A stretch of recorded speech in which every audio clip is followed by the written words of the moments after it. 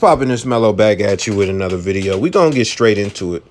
So the Clipse is back doing performances, and guess what? They are going to be performing in New York with Rick Ross.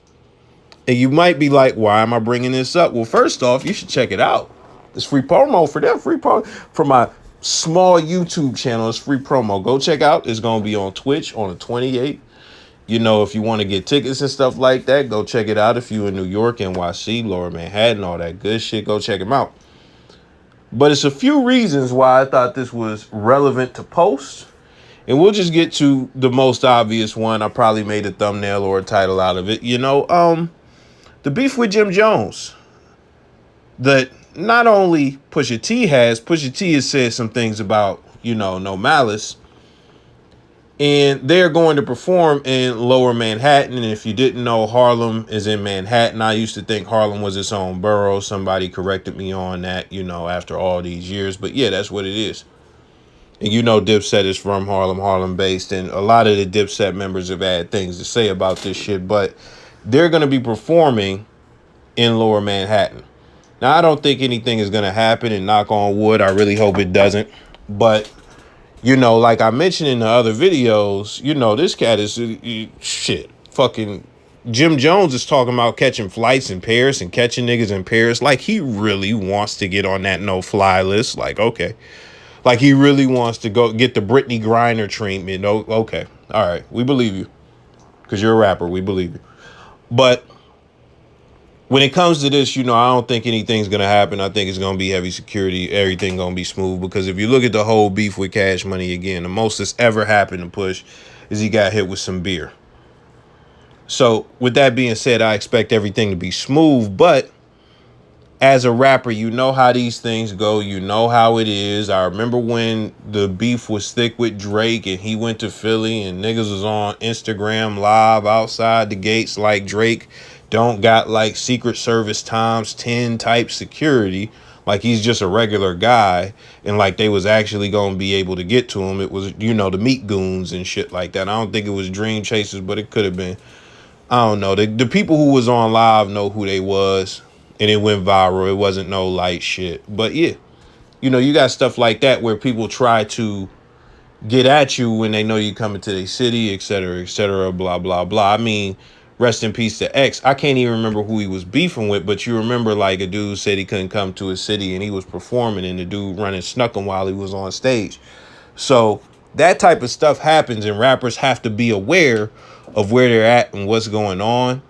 And even though I think everything is going to be smooth, you know, it's something worth mentioning to y'all, at least, because I know y'all like this. Y'all like this shit. But these are the other things that I thought were relevant and worthy of mention. The second thing is both of these groups have had issues with Birdman, or not even groups, because Rick Ross is not a group. It's just a group. All of these people have had issues with Birdman. They've done disses, you know, Mr. Me Too, and then, you know, Pusha T. So that's Malice was involved in that. But also, you know, Pusha T, he's been getting on them for years. For years. Exodus, all types of shit.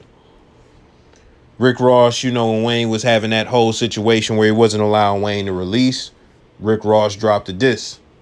So that's just another thing they have in common. I'm not saying it like it's relevant on some like, oh, something's going to happen. No, I'm just saying it's ironic that these two people are having a concert together and they both have beefs with Birdman. But the other thing that they have in common, and this is where we get to the music, these are like the top tier cocaine rappers. These are the caviar cocaine rappers, the caviar tier. You know, you only gonna get the finest luxury and cocaine raps from these individuals. They don't flow like regular rappers, man. They got the illustrious flows. Their vocabulary is not like regular rappers. They got the immaculate vocabulary. They don't just get out and say, I fucked your bitch on a Sunday, and I sent that bitch back to you on Monday. They don't do that shit. Even though Ross, he can do the jiggy shit. These niggas are capable of painting a picture with their bars and stuff like that. They're able to paint a real vivid, real illustrious picture with what they do. So that's a vibe. Whoever did the booking on this, they got it right. They got it right by getting these two, you know, rappers or groups, like the group and the rapper, these two acts.